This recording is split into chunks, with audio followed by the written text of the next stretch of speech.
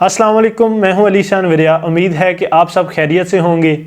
आइए बात करते हैं दुनिया के सबसे अहम तरीन इलेक्शंस के बारे में।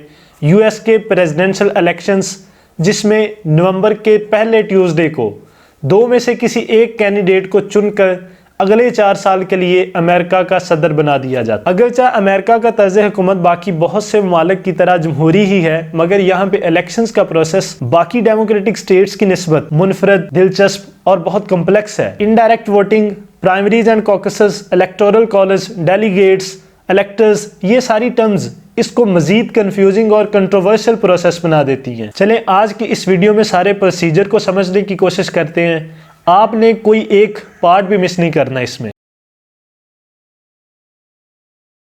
सबसे एलिजिबिलिटी एलिजिबिलिटी की बात करते हैं, क्वालिफिकेशन की बात करते हैं कि यूएस का प्रेसिडेंट कौन शख्स बन सकता है। तो उसमें सबसे पहले यूएस नेचुरल बॉर्न होना ज़रूरी है उसके लिए। दूसरे नंबर पर वो पिछले 14 साल से यूएस में ही रह रहा हो। इसके अलावा उसकी कम से कम एज 35 साल हो और कोई भी शख्स 3 दफ़ा प्रेसिडेंट नहीं बन सकता। अमेरिका में हमें 2 पॉलिटिकल पार्टीज देखने को मिलती हैं, रिपब्लिकन्स और डेमोक्रेट्स। डेमोक्रेट्स के बारे में माना जाता है कि वो लिबरल्स हैं और रिपब्लिकन्स के बारे में ये समझा जाता है कि वो कंजर्वेटिव्स हैं। अब हमें प्रेसिडेंशियल कैंडिडेट की एलिजिबिलिटी का भी पता चल गया है और हमें ये भी पता है कि यहाँ पे 2 पॉलिटिकल पार्टीज हैं। सो इन्हीं में से वो कैंडिडेट, इन्हीं पार्टीज में से 2 कैंडिडेट आएंगे। अब उन कैंडिडेट को चूज करने का जो प्रोसेस है, वहां से इनके इलेक्शन शुरू होते हैं, जिसे प्राइमरीज एंड कॉकसेस कहा जाता है। Primaries and caucuses within the party elections हैं, जिसमें पार्टी नेक्स्ट इलेक्शन के लिए अपना बेस्ट कैंडिडेट चूज करते हैं अपने अंदर से। इस कॉन्सेप्ट ने मुझे बहुत फैसिनेट किया है क्योंकि ये with in the party democracy की बात करता है। इन इलेक्शन का प्रोसेस ऐसे ही है कि जैसे पाकिस्तान मुस्लिम लीग नून में से पार्टी के तमाम छोटे बड़े मेंबर्स मिलकर वोटिंग के जरिए ये फैसला करें कि उनकी पार्टी का नेक्स्ट रिप्रेजेंटेटिव कौन होगा और जिसको ज़्यादा वोट मिले वो पार्टी का हेड बने। ना कि विरासती सिलेक्शन हो कि नवाज के बाद शहबाज, शहबाज के बाद मरियम, मरियम के बाद जुनेद और 20-20 साल के एक्सपीरियंस वाले डिजर्विंग लोग चोरी नसार की तरह बाहर बैठे हों। अब आप खुद बताएं कि ये प्रोसेस है फैसिनेटिंग या नहीं। पाकिस्तान में तो ऐसा शायद मुमकिन ही नहीं है। अपनी लास्ट एक वीडियो में मैंने ये इस चीज़ का जिक्र किया था कि अगर आप डेमोक्रेसी की बात करना चाहते हैं तो आप with in the party democracy पहले लेके आएँ। प्राइमरीज और कॉकसेस में मकसद के लिहाज से कोई फ़र्क नहीं है, मगर इनके तरीक़ाकार अलग अलग है। प्राइमरीज में सीक्रेट बैलेटिंग होती है, जबकि कॉकसेस में ओपन डिस्कशंस होती हैं और जिस कैंडिडेट की बातें, जिस कैंडिडेट की पॉलिसीज़ लोगों को अच्छी लगती है वो उसके कॉर्नर में चले जाते हैं। जिस साइड पे लोग ज़्यादा होते हैं वहाँ उस कैंडिडेट को वहाँ पे विनर माना जाता है। Today marks the beginning of the end for Donald Trump. You have made me a better candidate and you will make me a better president.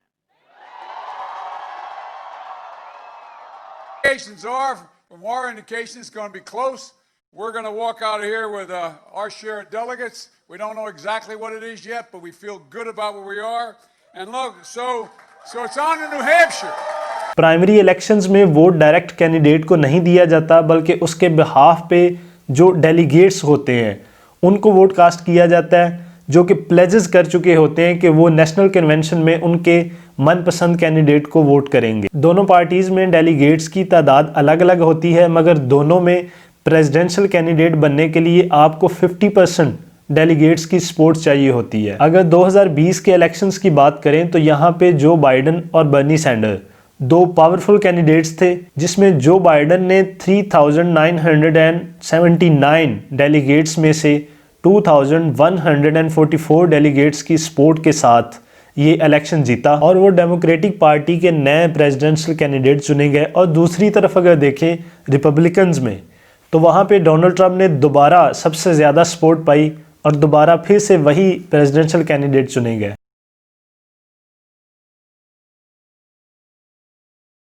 Primaries और कॉकसेस के बाद पार्टीज की एक जनरल मीटिंग होती है जिसे नेशनल कन्वेंशन कहा जाता है। इसमें तमाम डेलीगेट्स इकट्ठे होते हैं और ऑफिशियली अपने न्यू प्रेसिडेंशियल कैंडिडेट को नॉमिनी करते हैं। इसी मौके पे प्रेसिडेंशियल कैंडिडेट अपना एक साथी चुनता है जिसे वाइस प्रेसिडेंट कहा जाता है। अभी यहाँ तक कि तमाम इलेक्शंस, सारे का सारा प्रोसेस सिर्फ कैंडिडेट्स चूज करने की हद तक था। अब इससे अगला स्टेप जनरल इलेक्शंस का है।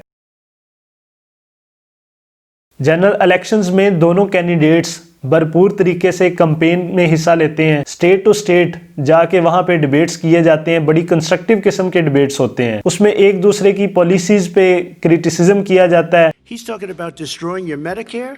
And I think healthcare is not a privilege, it's a right. Everyone should have the right to have affordable healthcare. We're fighting it and we're fighting it hard. There is a spike. There was a spike in Florida and it's now gone. We have a vaccine that's coming. It's ready. He knew how dangerous it was, but he didn't want to tell us because it has to be replaced by renewable energy over time. I do love the environment, but what I want is the cleanest, crystal clear water. In elections में हर citizen जो 18 साल से ऊपर है वो vote cast कर सकता है, मगर यहाँ पे भी एक कंफ्यूजन है। यहाँ पे भी सिटीजन्स डायरेक्ट अपने फेवरेट कैंडिडेट को वोट नहीं कर सकते, बल्कि वो इलेक्टर्स को वोट करते हैं। ऐसे इलेक्टर को जिसने उनके फेवरेट कैंडिडेट को वोट करने के लिए प्लेज किया होता है। इलेक्टर्स ऐसे लोग हैं जो इलेक्टोरल कॉलेज में जाके प्रेसिडेंशियल कैंडिडेट्स को वोट करेंगे और किसी एक कैंडिडेट को प्रेसिडेंट बनाएंगे। इलेक्टर्स की तादाद हर स्टेट में अलग अलग है, जो कि प्रोपोर्शनल है उस स्टेट की पॉपुलेशन के, और मजमूई तौर पर इलेक्टर्स की तादाद 538 है, जिसमें से 535 इलेक्टर्स 50 स्टेट्स में से हैं और 3 इलेक्टर्स वाशिंगटन डीसी से हैं। वाशिंगटन डीसी से 3 इलेक्टर्स ऐसे अलग हैं जैसे यहाँ पे फेडरल की सीट्स अलग होती हैं। अभी पार्टीज अपने अपने इलेक्टर्स नॉमिनी कर चुकी हैं और 3 नवंबर को लोग इलेक्टर्स को वोट देने आएंगे। अब जनरल इलेक्शंस के बाद इलेक्टोरल कॉलेज का रोल आता है, जिसमें डायरेक्टली इलेक्टर्स प्रेसिडेंट को चुनते हैं। जनरल इलेक्शंस में जीतने वाले इलेक्टर्स अपनी अपनी रिस्पेक्टिव स्टेट में आके प्रेसिडेंशियल कैंडिडेट को वोट कास्ट करते हैं। इलेक्टोरल कॉलेज में इलेक्टोरल वोट्स 538 हैं और किसी भी प्रेसिडेंशियल कैंडिडेट को जीतने के लिए 270 इलेक्टोरल वोट्स रिक्वायर हैं। अब नॉर्मली होना तो ऐसा चाहिए कि जिस पार्टी के ज़्यादा इलेक्टर्स जनरल इलेक्शंस में जीते थे, ऑब्वियसली वो ज़्यादा वोट उसी पार्टी के कैंडिडेट को मिलेंगे तो वो प्रेसिडेंट बन जाएगा, लेकिन ऐसा नहीं है।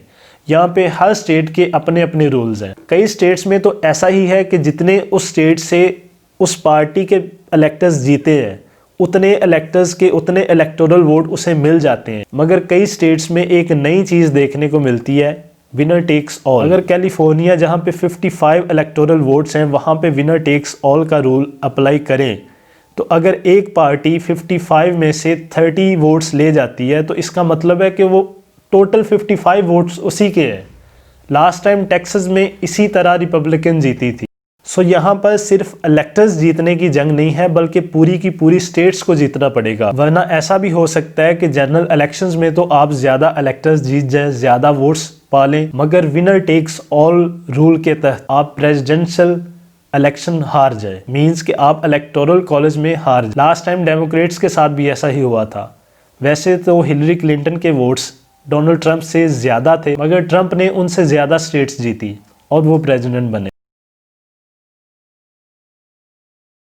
अगर ऐसी सूरत हाल बने कि कोई भी कैंडिडेट 270 इलेक्टोरल वोट्स ना ले सके तो फिर क्या होगा? इस सूरत में सदारती चुनाव की जिम्मेदारी हाउस ऑफ रिप्रेजेंटेटिव और सेनेट पे चली जाती है। हाउस ऑफ रिप्रेजेंटेटिव में हर स्टेट को एक एक वोट दे दिया जाता है और जो कैंडिडेट 26 या इससे ज़्यादा वोट लेता है वो प्रेसिडेंट बन जाता है। इसी तरह सेनेट वाइस प्रेसिडेंट को चूज़ करता है कि 50% से ज़्यादा वोट जिसे मिले वो वाइस प्रेसिडेंट बन जाता है। आज की वीडियो में यही था। अगर आपको किसी किस्म की कोई कन्फ्यूजन हो तो आप कमेंट सेक्शन में ज़रूर पूछ सकते हैं।